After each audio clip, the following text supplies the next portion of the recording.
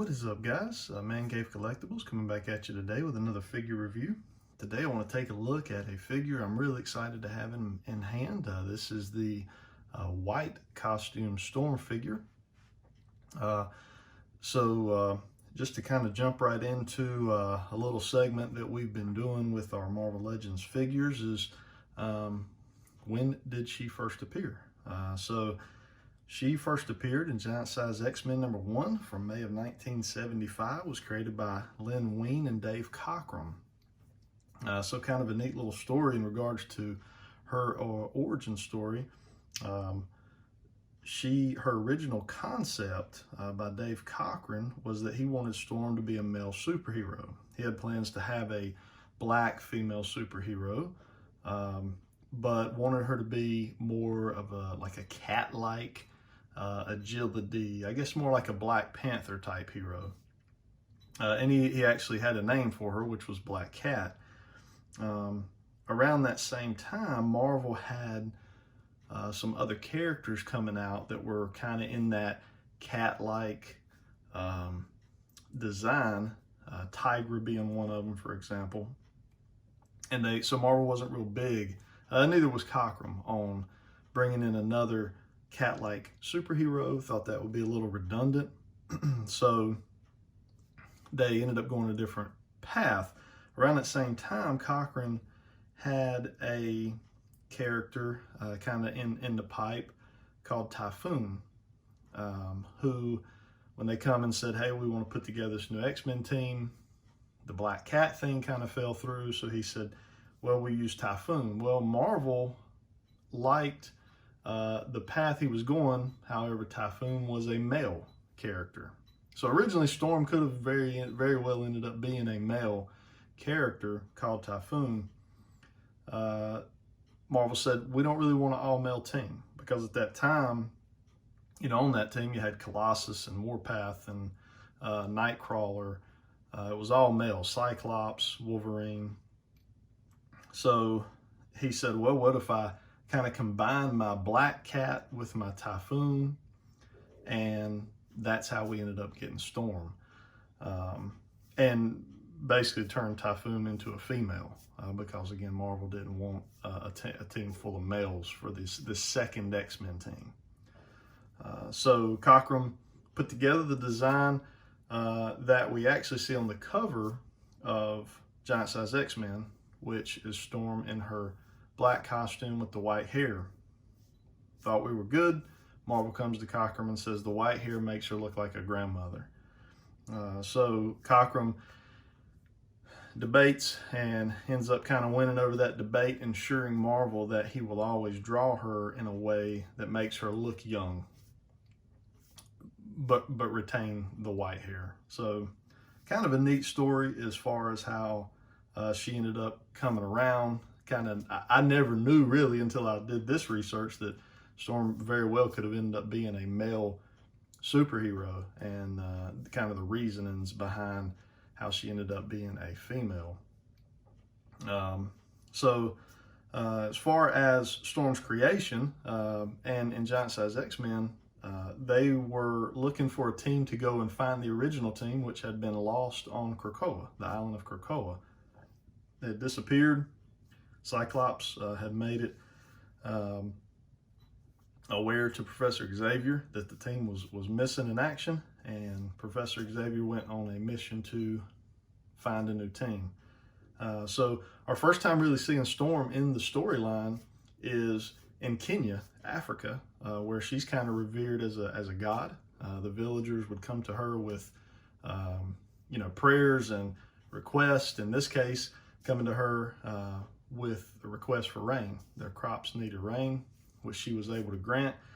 Creepily, Professor Xavier kind of shows up in the midst of this storm that she has produced and asks her to come with him and be part of this team, which she ends up accepting the offer. A few pages on in, we end up seeing her in that black costume, which Marvel Legends is actually going to give us a first appearance Storm, which is actually on pre-order right now. As far as due out this month. We'll see if that happens with all the virus stuff going on. That could be delayed a little bit. So that is something to look out for if you're interested in that giant size X-Men version of Storm. As far as this white costume, you know, this didn't appear until 1991 when Jim Lee kind of took over and drew the cover of X-Men #1. This is volume 2, X-Men #1. We see her on the cover in this particular costume. So she was part of X-Men Gold Team at that time. As far as Storm's powers, she has total manipulation of the weather and is considered an Omega level mutant. So she's right up there with Cyclops and Magneto, Jean Grey being an Omega level mutant. So very, very powerful. So I know it's kind of a long story on her, but she has a ton of history. That's just kind of some history on her first appearance. So even though she is one of the newer X-Men, being that she didn't really come around until 1975 in that giant size issue, Storm has a ton of history. They've done a lot of backstory on her. I mean, she's been married to Black Panther. You know, I mean, there's a lot of history on her. So if, you know, if you're interested, go out there and read up on Storm. There's a lot of good reads out there talking about her. But let's get right on into why we're really here. That is for this figure. So these is the retro card back line is how we got her. I love these. If I was an in-package collector, this would be exactly how I'd want every figure released on these retro card backs. This definitely takes you back to childhood, your parents taking you into Walmart and saying, all right, you can have a, you know, an $8 action figure, and here you go. So this is kind of what they look like. Very simple, but the artwork is very nice on the card back.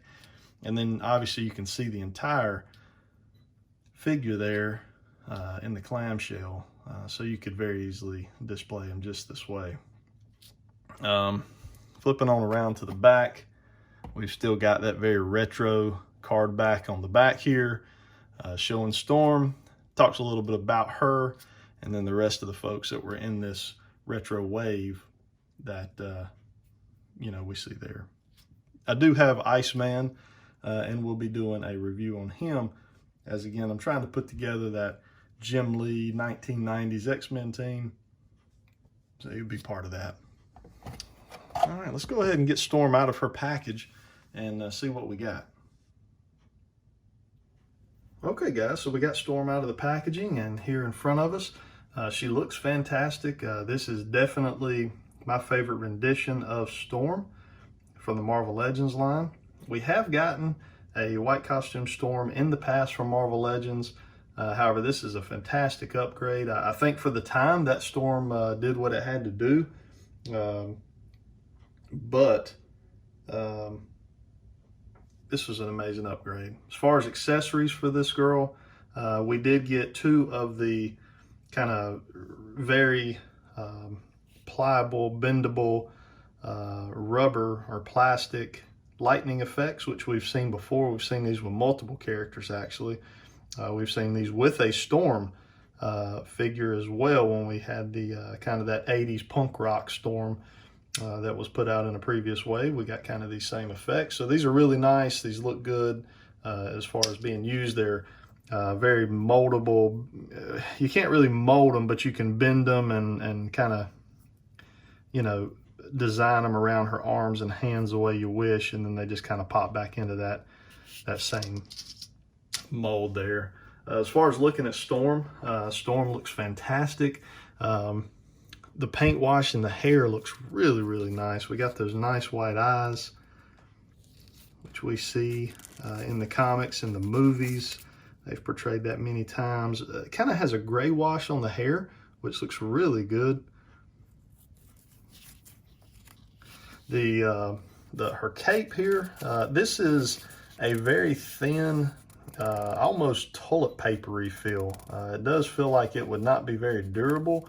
However, it also at the same time doesn't feel like it's just going to tear on you. It is a cloth of some sort, just a very thin cloth. No bendy wire or anything inside of it, so it's just going to kind of, you know, hang and dangle there just as you see right now. Really no way to mold it to your liking, but it looks really good. As far as you you know, her proportions and everything are set up really nice. I like how Hasbro did that. She stands fairly well. Her feet are done in a way that they are big enough to where she can stand pretty good. I'm hoping to kind of get more like a flight stand for her, and have her kind of hovering above the rest of the X-Men in my display. Looks really good. You can see here, real nice paint work on the X's here on her suit.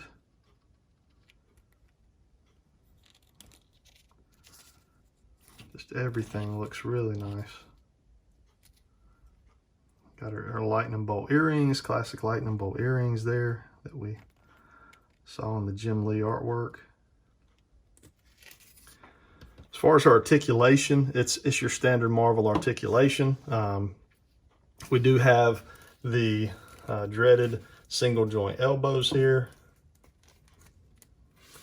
We get to a 90-degree angle, and that about sums it up. Everything else is your standard stuff. Double joints there in your knees, you know, which we're all grateful for. Looks good.